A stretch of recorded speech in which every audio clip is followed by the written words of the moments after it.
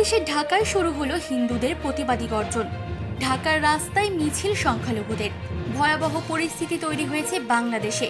শেখ হাসিনা দেশ ছাড়ার পর যাকে বলে নরকীয় হত্যালীলা চলছে বাংলাদেশ জুড়ে।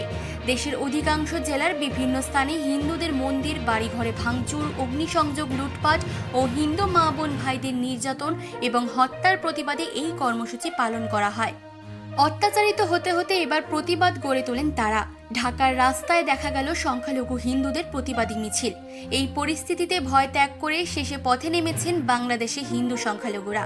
এতদিন ঢাকার যে রাস্তায় ছাত্ররা প্রতিবাদী মিছিল করছিল, সেই রাস্তায় এবার নিজেদের অস্তিত্ব রক্ষার অধিকারের জন্য পথে নামলেন বাংলাদেশের হিন্দুরা। এদিকে ভারতও হিন্দুদের ওপর হামলার ঘটনা নিয়ে উদ্বেগ প্রকাশ করেছে এবং বাংলাদেশে হিন্দুদের পরিস্থিতির ওপর নজর রাখার জন্য একটি কমিটিও গঠন করা হয়েছে। সীমান্তে যাতে অনুপ্রবেশ না ঘটে সেদিকে বিএসএফকে কড়া নজরদারির নির্দেশ দেওয়া হয়েছে।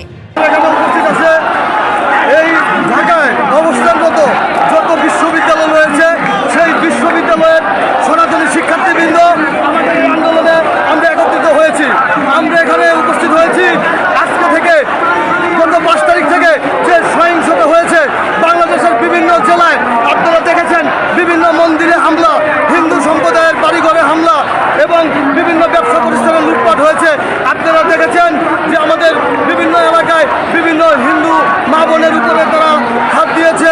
আমরা সেই আন্দোলনের প্রতিবাদে আমরা বাংলাদেশের নাগরিক, আমরা বাংলাদেশে থাকতে চাই, আমরা সকলে একত্রিত হয়ে থাকবো।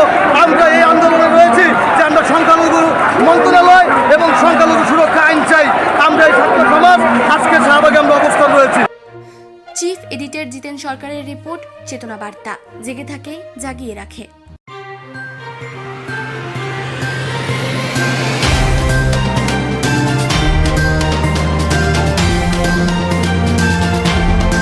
চেতনা বার্তা, জেগে থাকে, জাগিয়ে রাখে।